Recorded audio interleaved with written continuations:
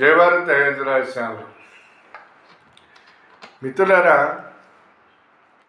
ఇటీవల రాష్ట్రంలో జరుగుతున్నటువంటి సంఘటనల్ని పరిశీలించినట్లయితే మదమెక్కిపోయి కొంతమంది, మతోన్మాదంతో కొంతమంది, వికృతంగా తయారై కొంతమంది, ఈ 2 నెలల్లో జరిగినటువంటి సంఘటనలు చూసినట్లయితే ఈ నెల రోజుల్లో జరిగిన సంఘటనలే మనం చూసినట్లయితే ఇలా జరగటానికి గల కారణం ఏంటనేది పరిశీలించవలసిన అవసరం, పరిశీలించి వీటికి తగినటువంటి చర్యలు తీసుకున్నటువంటి ప్రభుత్వం. ఇందులో ఎలాంటి అనుమానం లేదు. రాజమహేంద్రవరంలో ఒక గొప్ప భవిష్యత్తు ఉన్నటువంటి డాక్టర్ ప్రియాంకని కారుతోటి గుద్ది చంపేసినటువంటి మదమెక్కినటువంటి మృగాలు. ఈ మృగాల్ని ఇప్పటి వరకు ఎన్కౌంటర్ చేయలేదు. ఎన్కౌంటర్ చేయటువంటి చట్టాలు ఉన్నాయి, న్యాయస్థానాలు, ఇవన్నీ తప్పు. ఇప్పుడు మీ న్యాయస్థానాలు ఎవరికి, మీ చట్టాలు ఎవరికి న్యాయం చేయలేదనేది మాత్రం ఖచ్చితంగా తెలుస్తుంది.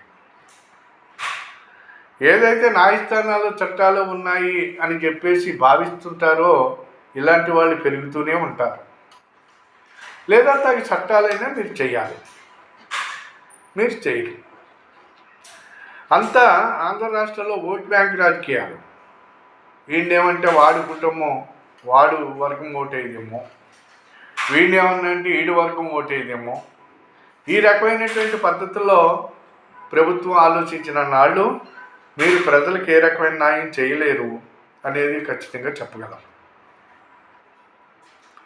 మరి రెండో సంఘటన,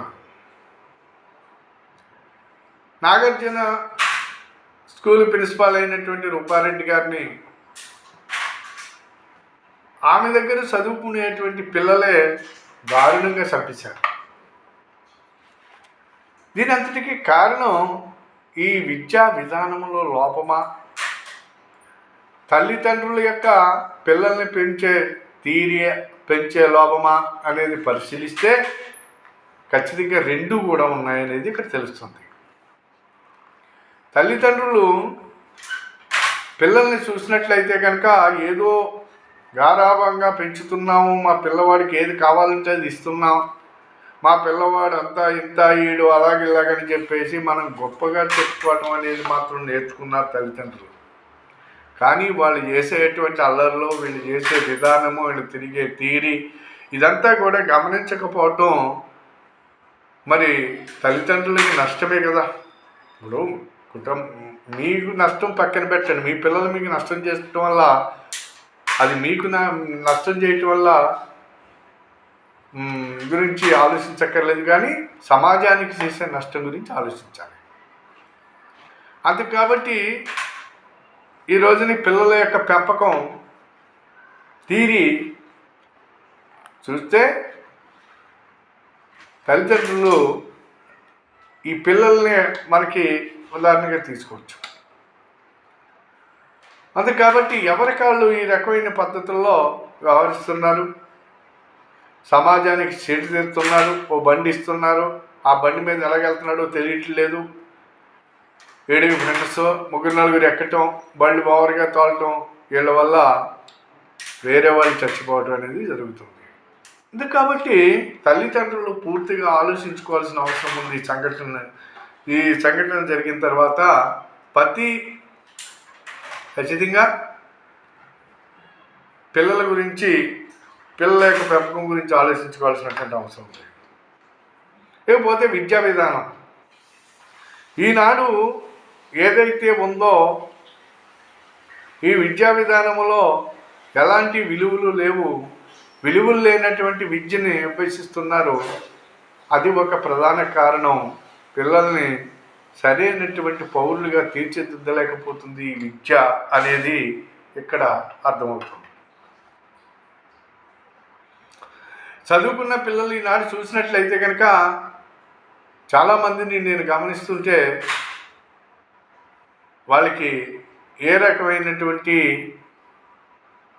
విలువల గురించి వాళ్ళకి తెలియకుండా ప్రవర్తిస్తున్నారనేది కుటుంబం, గౌరవం, పెద్దలంటే గౌరవం, గురువులంటే గౌరవం, ఇలాంటివి ఏమీ కనపడవు. సమాజం అంటే సమాజంలో ఎలా ఉండాలి అనేది ఏది కనపడతలేదు. అంతే కాబట్టి ఈ రెండు ఇటు తల్లిదండ్రుల్లో మార్పు రావాలి, ఇటు విద్యా విధానంలో మార్పు రావాలి. ఈనాటి ఈ పిల్లలు రేపటి పౌరులుగా ఈ దేశానికి చాలా అవసరం, ఈ సమాజానికి చాలా అవసరం.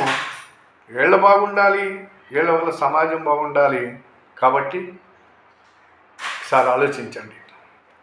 పోతే ప్రభుత్వం చేయవలసినటువంటి పని ఏమిటంటే వీళ్ళని ఖచ్చితంగా పబ్లిక్గా ఎన్కౌంటర్ చేయకపోతే ఇలాంటి వాళ్ళని ఇంకొకరికి భయం ఉండదు.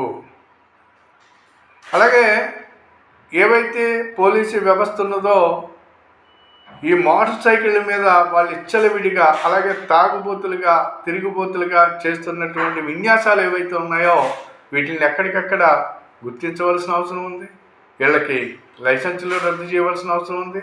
అలాగే స్కూల్లో వీళ్ళని ఎట్టి పరిస్థితుల్లోని కూడా ఇలాంటి వాళ్ళని స్కూల్లోకి ఎంటర్ అవ్వనివ్వకూడదు. ఈ రకంగా శిక్షించకపోతే, ఎక్కడికక్కడ పట్టుకుని ఇలాంటి వాళ్ళని శిక్షించకపోతే సమాజానికి చాలా ముప్పు ఏర్పడుతుంది. కాబట్టి మరి ఈ జరిగిన సంఘటనలు, ఇటీవల జరిగినటువంటి సంఘటనలు అన్నిటి మీద ఒకసారి ప్రభుత్వం లోతుగా ఆలోచించుకోవాలి. ఇలాంటి వాళ్ళకి ఎన్కౌంటర్ ఒకటే మార్గం, ఎన్కౌంటర్లు చేయకపోతే ఇబ్బంది. అంతే కాబట్టి ఎన్కౌంటర్ చేసినప్పుడు సమాజంలో ఒక భయం అంటూ ఏర్పడుతుంది. పోలీస్ అంటే భయం ఉంటుంది. ఇప్పుడు మన కోసం రాత్రులు పగలు కష్టపడి ఎక్కడికక్కడ కాపలాలు కాస్తూ ఉంటున్నటువంటి ఎవరైతే ఈ పోలీసు వ్యవస్థ ఉందో ఈ వ్యవస్థ అంటే గౌరవం లేదు. అంతే కాబట్టి ఈ ఎన్నాటి మీద కూడా ఒకసారి ఆలోచించి ఇలాంటి వాళ్ళకి ఇప్పుడు కొట్టే హక్కు నీకెక్కడుంది, తిట్టే హక్కు నీకెక్కడుందని పోలీసుల మీద రివర్స్ అవటం ఏంటి చట్టాలు? అలాంటి చట్టాలు తీసి పడేసి పోలీస్ అంటే ఖచ్చితంగా భయం పుట్టాలి. అప్పుడు మాత్రమే ఒక రకమైనటువంటి మార్పు వస్తుంది. పోలీస్ అంటే భయం ఉండాలి ఖచ్చితంగా.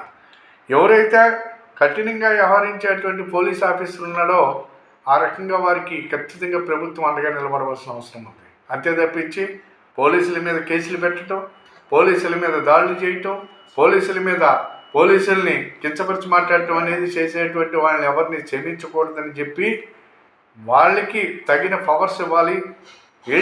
ఇలాంటి వాళ్ళని అందరినీ శిక్షించాలని చెప్పేసి ఇలాంటి వాడిని పరిగెత్తింత సమాజంలో రోడ్లంటే పరిగెత్తింత ఎన్కౌంటర్ చేసే హక్కు కూడా పోలీసుకి ఇవ్వాలి. అప్పుడు మాత్రమే ఒక రకమైన వాతావరణం ఏర్పడుతుంది అని చెప్పి ఈ సందర్భంగా నేను ప్రభుత్వాన్ని కోరుతున్నాను. దయచేసి చట్టాలు మార్చండి, సమాజాన్ని సంస్కరించండి. సమాజంలో ఖచ్చితంగా భయము భక్తి రెండు ఉండాలి. ఈ రెండు లేకుండా ప్రవర్తించేటువంటి ఆగతాయిల్ని ఖచ్చితంగా కంట్రోల్ చేయవలసిన అవసరం ఉన్నది. అలాగే ఎక్కడికక్కడ మెయిన్ రోడ్ల పక్కన ఎక్కడికక్కడ పట్టణాల్లో ఎక్కడ పడితే అక్కడ మెయిన్ సెంటర్లో ఉండేటువంటి ఈ మందు షాపులు ఏవైతే ఉన్నాయో అటువంటి వాటిలన్నింటినీ కూడా వెంటనే క్లోజ్ చేయాలి. క్లోజ్ చేసి జన సాంద్రత ఉన్న కాడ జనసమూహం ఉన్న దగ్గర ఈ బ్రాంతి షాపులు అనేది ఉండకూడదు. దయచేసి వాటిని అన్నింటినీ కూడా క్లోజ్ చేసి దీన్ని తగ్గిస్తే బాగుంటుందని చెప్పేసి ఈ సందర్భంగా ప్రభుత్వాన్ని కోరుతూ నా యొక్క విన్నపాన్ని అందిస్తారని ఆశిస్తూ సెలవు తీసుకుంటున్నాను. జై భారత్, జై హింద్. ఈ వీడియో 10 మందికి షేర్ చేయండి, సబ్స్క్రైబ్ చేయమని కోరుతూ సెలవు తీసుకుంటాను.